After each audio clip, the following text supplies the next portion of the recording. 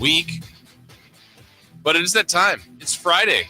It's 7 o'clock out here in California. And that means we get to check in with our guy talking fantasy football, Dave Richard. You see him here looking lovely and handsome on our YouTube page as well. Dave, good morning. Lovely, huh? That's a word I haven't heard used to describe me. Not even from my mom. I just saw my mom. She might call me handsome and kind and sweet and all that, but lovely. Very, very different, Jason. Thank you for that.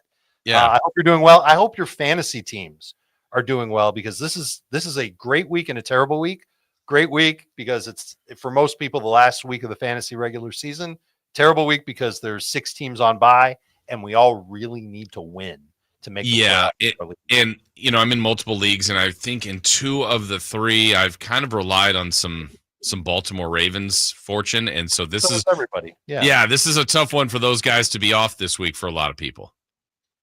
I have a league where I have Lamar Jackson, Zay Flowers, Derrick Henry, and Mark Andrews. I didn't do that in all my leagues, Jason, but you can imagine my team's pretty good. I prepared in advance, though. Like a good Boy Scout, I made sure that I had somebody ready to go for this week, last week. And I talked about that when I was on with you and Dave, that needed to get ahead of it because 6 teams on bye, crucial week, must win. The unprepared are now scrambling, looking for players. And we can talk about some players that you might be able to get. But if you were ahead of this, then you're probably sitting pretty. Maybe you even started some players in last night's game and you're rocking. But if you didn't do that, you're unprepared. There are solutions, but they're not going to be as good because those who are prepared and looked ahead went ahead and beat you to the punch. That's something you're going to remember for your fantasy teams next year. Well, let's talk about some of those potential solutions for those that waited or, likely waited and go, okay, let me set my lineup. Oh, wait, I've got 4 receivers and 3 are on bye. What are some of the potential solutions this week, Dave? So at quarterback, Jameis Winston has been great for fantasy. I don't know if he's necessarily been great for the Browns, but he's still out there in a bunch of leagues. Will Levis is as well.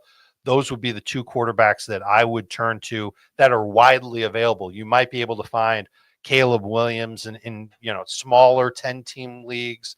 Russell Wilson in smaller leagues, he's not bad either. And if you're still stuck after that, well, you've got Cooper Rush and you've got Aiden O'Connell. And at least Cooper Rush, both those guys have favorable matchups. It's gross at running back.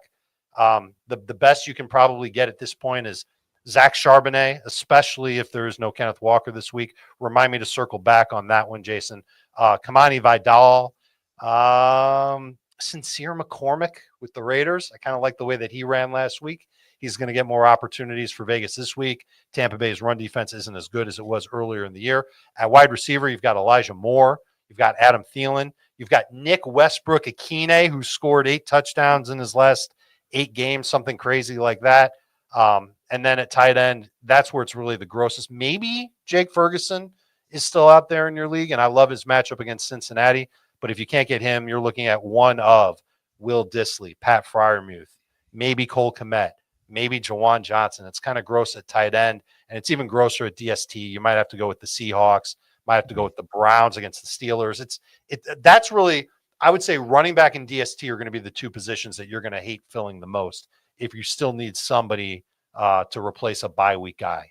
Yeah, I did the Westbrook-Akine one maybe 2 weeks ago for preparation for this week, and I go, man, he's been getting touchdowns. Is he going to just get me a touchdown this week? I don't know. He's been doing it, but we'll see if he can this week. He's got Jacksonville. It's a favorable matchup. He's been getting an uptick in both playing time and targets over this span.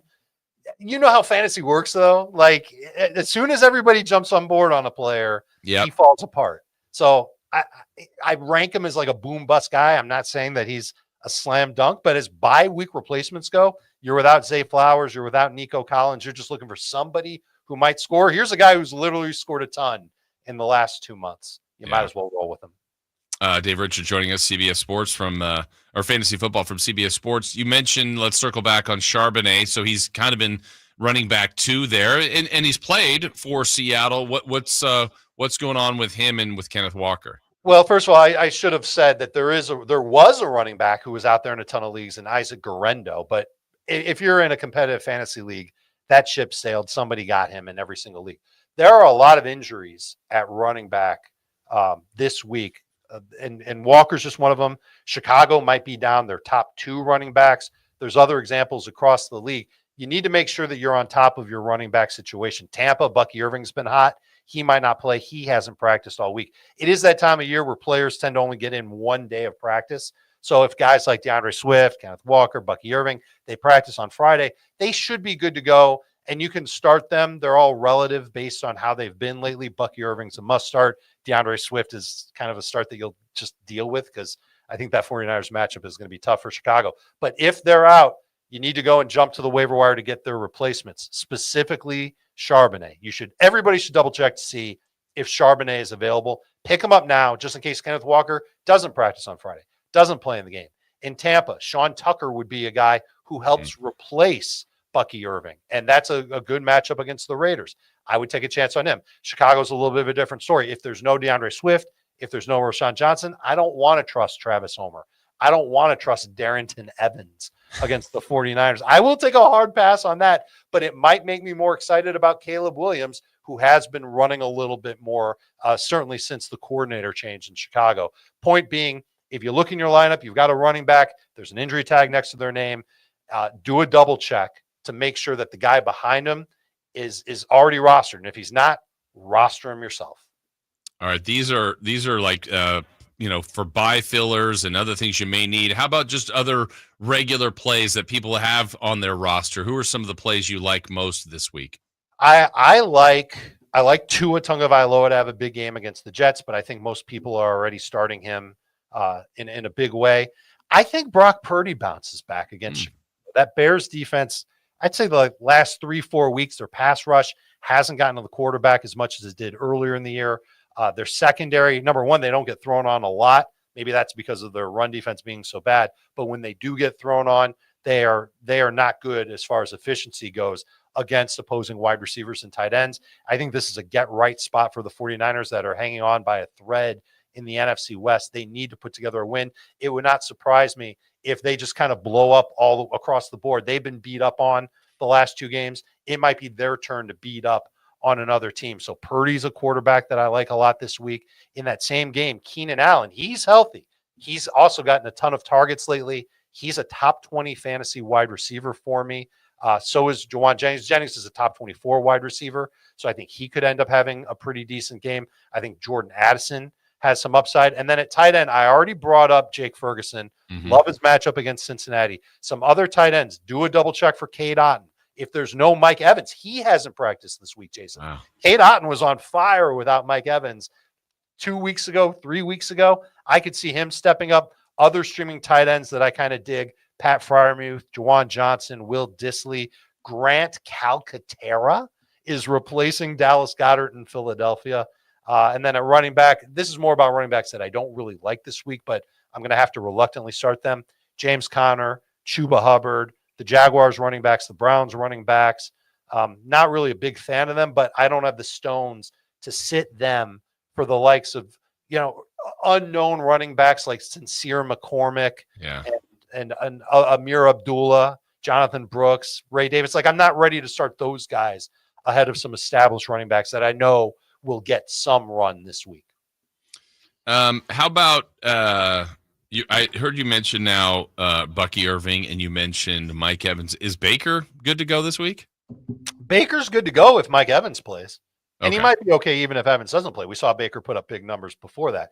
Look, the Raiders' defense isn't particularly good. Their secondary is still beat up. I did think they rose to the occasion against the Chiefs last week.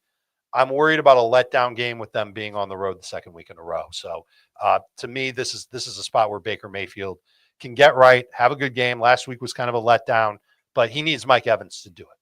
Yeah, a couple more for you, Dave. Let's see here from our listeners. Start two: Garrett Wilson, Devontae Adams, Jerry Jeudy.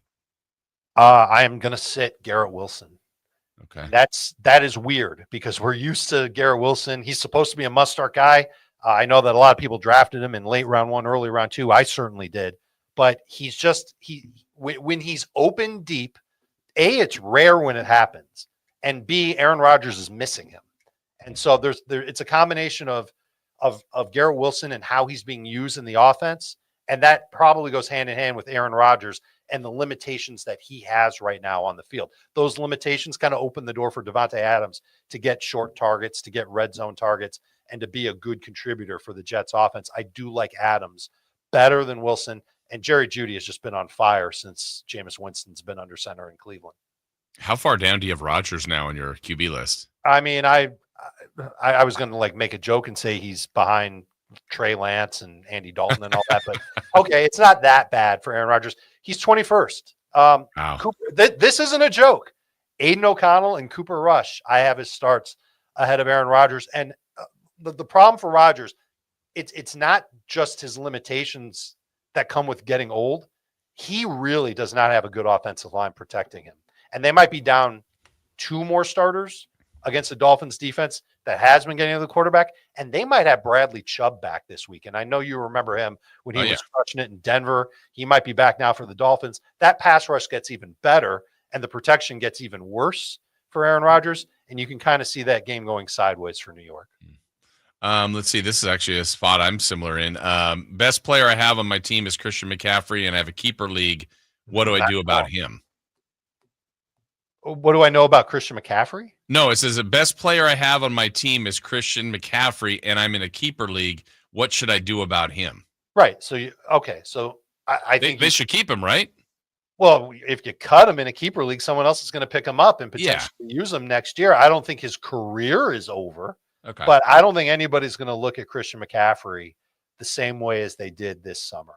And so they're downgraded expectations for sure. Yeah, I mean, I'm curious, like, next year when your rankings are out, like, obviously he's still one of the best running backs, but, like, yeah, he was clear-cut, or him and Breece Hall were kind of the top, but where will he be next year? He was the consensus 101, and we knew that he had the injury, but he was ramping up in training camp, and then everybody got the rug pulled out from under them the day before week 1, and that was a pain in the butt. Yeah, for sure. Also, one more for you. How do we get the Hurricanes in that top 12? I don't think there's a way, and honestly, I don't think they deserve it.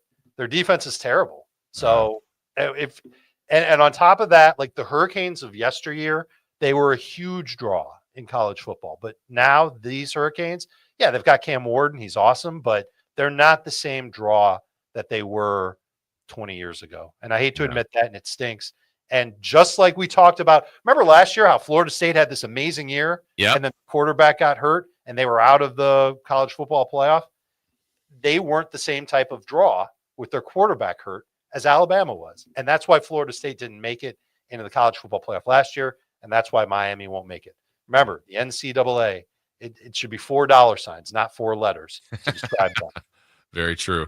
So, Dave, how can people get all the information more than they just got from you now that you do on a week-to-week basis, and certainly every Friday as well? How can they get more info from you? Well, I just wrapped doing our most recent podcast. It's called Fantasy Football Today. You can download it on Spotify, Apple, wherever you get your podcasts.